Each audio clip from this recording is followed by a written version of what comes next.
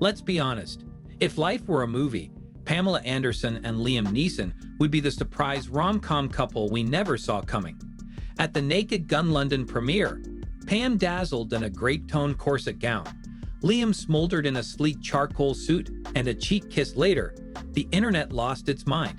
Fans wondered, real romance or Hollywood PR? Either way, their chemistry, spreadable. Liam and Pam, not just movie magic. If there's one thing people love more than a good rom-com, it's speculating whether the leads are secretly in love off-screen. Rumors have been swirling around the Pamela-Liam situation like a tabloid tornado. During interviews, Liam couldn't hold back. "I'm madly in love with her," he reportedly told People, presumably while sighing into a rain-speckled window.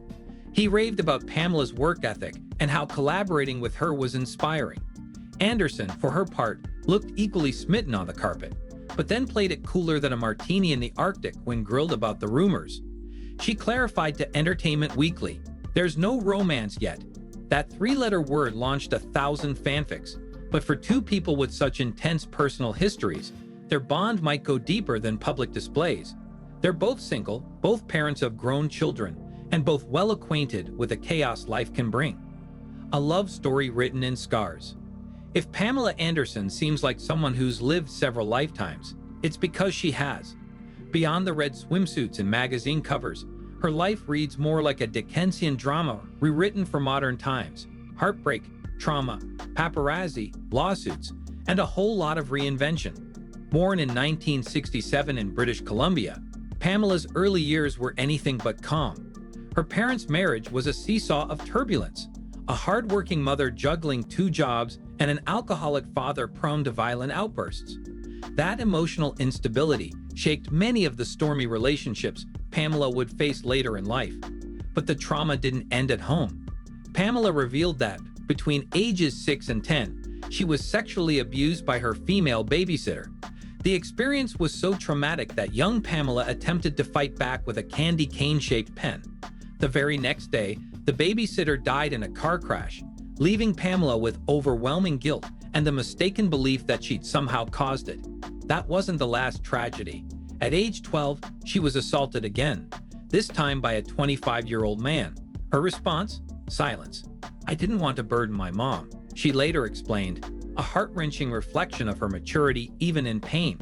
As a teen, more abuse followed, including a horrifying experience where she was assaulted by her boyfriend and several of his friends. For Pamela, this was the moment trust evaporated. "I wanted off this earth," she later confessed. It was only through her deep love for animals that she found solace, becoming a lifelong advocate for animal rights. "Her only friends during a dark time," she once said, reclaiming her body. In a twist only Hollywood could cook up, Pamela reclaimed her power in the most public way, by embracing the very image others had used to objectify her. When she appeared on the Jumbotron at a football game, the crowd went wild. A beer company spotted the opportunity and signed her as a spokesmodel. Cue the cross-border move to Los Angeles and a career-defining deal with Playboy. To some, posing for Playboy may seem counterintuitive for someone healing from trauma. For Pamela, it was liberation. "I wanted to break free of my past," she said, and break free she did, becoming Playboy's most featured playmate, a Baywatch icon, and the blonde bombshell who redefined 90s TV. Tommy Lee, love, lawsuits, and a tape heard round the world. In 1995, she met Motley Crue drummer Tommy Lee at a New Year's Eve party. They got married within 96 hours, because why wait when you're famous, in love, and surrounded by bad decisions? Soon, they were expecting their first child. Then came the infamous tape. A stolen home video showing their intimate moments somehow ended up in the hands of Internet Entertainment Group. Pamela was horrified. "They're not going to get away with this," she once told CNN. They kind of did. The legal battle was brutal. Pamela, pregnant and stressed, endured humiliating cross-examinations. "You posed for Playboy, so you don't deserve privacy," the lawyers essentially argued. Exhausted and pregnant, the couple settled. Contrary to internet legend, they never made money from the tape, turning down a $5 million offer because, as Pamela put it, that's dirty money. After a second child and repeated attempts to salvage the marriage, the end came with a bang, literally. In 1998, Tommy was arrested for domestic violence after assaulting Pamela while she held their son. He served 6 months in jail. Pamela filed for divorce, calling it the lowest point of her life. Despite it all, Pamela later admitted, "Tommy may be the only man I've ever truly loved. In another life, they might have made it. In this one, they just co-parent. Love, loss, and Las Vegas weddings." If Pamela's love life had a Facebook status, it would be, "It's complicated, with a few marriages sprinkled in like croutons on a very chaotic salad." She married Kid Rock in 2006 after a whirlwind reunion. But just weeks after announcing a miscarriage, the couple divorced. Rock even accused her of faking the pregnancy to get him on set. Oof. Then came Rick Salomon. Twice. Married in Vegas, annulled, remarried, re-divorced. Think of it as the romantic equivalent of a roundabout. Then there was John Peters, a producer she married in a hush-hush ceremony, only to unceremoniously unmarry weeks later due to a little technicality. No actual marriage license. By 2020, things seemed stable again. She married her bodyguard, Dan Hayhurst. "I'm in the arms of a man who truly loves me," she told the press. But love has a funny way of ghosting when you least expect it. They split in 2022. No drama, just another love gone off script. When Hollywood won't let go. As if the original Take Trauma wasn't enough, in 2022 Hulu aired Pam and Tommy, a miniseries chronicling the whole mess-em without her permission. Talk about deja vu. Tommy gave it his blessing. Pamela? Not so much. She remained silent while the series aired.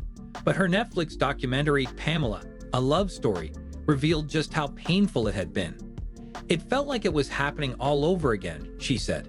"Because when you've already been robbed of your privacy once, watching strangers recreate it for entertainment feels like emotional grand theft." Through the documentary and her memoir, Love, Pamela, the actress finally told her story, her way, not as a victim, as a survivor. And maybe, just maybe, a woman ready for a love that isn't messy, violent, or stolen. So, is Liam the real deal? Which brings us back to Liam Neeson, the tall, brooding Irishman with a particular set of skills, and apparently a soft spot for former Baywatch stars. Liam's been single for over a decade, following the tragic death of his wife Natasha Richardson in 2009. A man who's experienced grief and stayed out of the dating limelight. He's not one for celebrity flings. So when he gushes about Pam, fans listen. And Pamela? She says they have a deep, sincere connection. "He's a good guy," she shared. "Sometimes the best romances begin with friendship and a cheek kiss at a film premiere." So, are they dating? Maybe not officially, but the sparks are there. And after a lifetime of drama, betrayal, lawsuits, and love stories gone wrong, maybe Pamela Anderson deserves something simple, sincere, and good. Even if it's just a friendship with someone who brings out her brightest smile. And that's a wrap on today's deep dive into the real-life rom-com of Pamela Anderson and Liam Neeson. If you loved this video, go ahead and give it a like, and don't forget to subscribe. Thanks for watching, and remember, in the world of fame and film, anything can happen, especially love.